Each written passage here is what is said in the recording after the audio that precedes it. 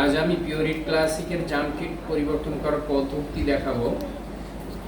এই আমি পুরাতন যে জাম্প কিটের অংশটুকু খুলে রেখে দিয়েছি, এখন আমি নতুন অংশটুকু লাগাবো। এটা এই যে দিলাম, প্রবেশ করালাম, তারপরে এখানে একটা আছে, চাবি আছে, চাবিটা দিলাম। এটা দেওয়ার মূল অর্থ হচ্ছে এটা যেন না সরে যায়, তারপরে এটা চাবি দিয়ে আটকে দিলাম। এই তারপরে এটা আমি এখানে প্রবেশ করালাম। প্রবেশ করানোর পরে এটা এখানে একটা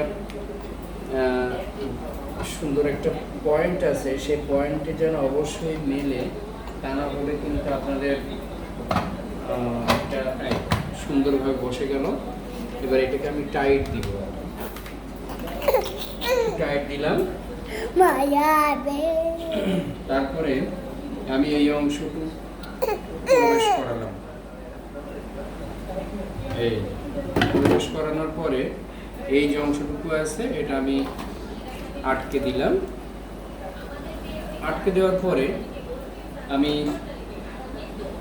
এই অংশটুকুকে আমি জাম্প কিট এই অংশটুকু লাগাবো। এটা